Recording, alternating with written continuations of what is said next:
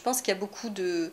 On a beaucoup de choses à trouver. On a beaucoup de choses à trouver, mais on a aussi beaucoup de chercheurs et beaucoup de gens intelligents qui trouvent des choses.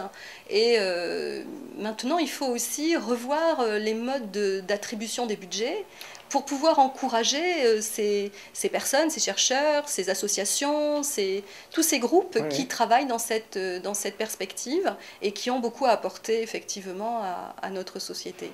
Mais peut-être que on peut aussi, au plan individuel, changer nos modes de consommation, éviter de prendre la voiture, essayer d'être un petit peu plus citoyen, un peu plus propre. Il y a des choses qui dépendent de nous aussi, qui ne dépendent pas d'autres. Ça commence déjà par le tri des déchets. Bonjour Pierre, comment ça va? Comment ça va? Bonjour. En fait, oui, je suis de passage, je venais justement vous voir en fait. Vous faites quoi là en fait? Bien écoutez, je suis en train d'interroger Madame Corinne, pardon, sur le développement durable, parce que je pose des questions et je crois qu'elle peut nous apporter des réponses. Elle est quand même pas mal documentée sur la question. Ça, est-ce que ça vous intéresse? Ah bah oui, bien sûr, j'ai beaucoup de questions écoutez, à vous poser d'ailleurs. Je vous laisse ma place, allez-y. D'accord, bah merci beaucoup. Bonjour Muriel. Bonjour. En fait, je voulais vous poser des questions donc, sur le développement durable. Est-ce que vous pourriez approfondir la question du pilier culturel en fait, dans le développement durable? Alors oui Muriel, je n'en ai pas encore parlé parce qu'effectivement on a eu tendance, quand on a parlé du développement durable, à vouloir simplifier beaucoup et donc on a effectivement évoqué 3 piliers, pilier économique, pilier environnemental et pilier social.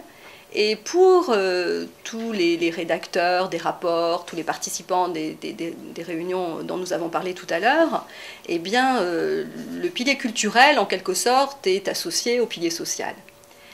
Donc souvent on parle de socio-culturel et moi je travaille un petit peu sur le développement du tourisme durable et par exemple dans les définitions qui nous sont données on nous parle d'une dimension socio-culturelle. Donc on ne fait pas vraiment la distinction entre les deux.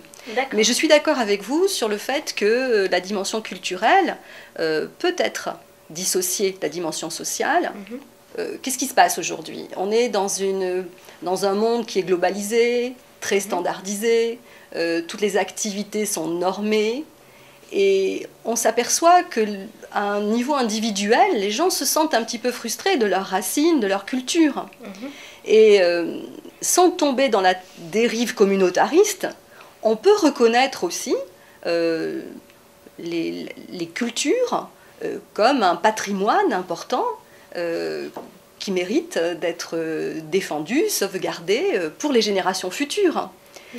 Donc dans la culture, on va retrouver les systèmes de valeurs, on va retrouver également tous les signes identitaires, les légendes, les rituels, les héros.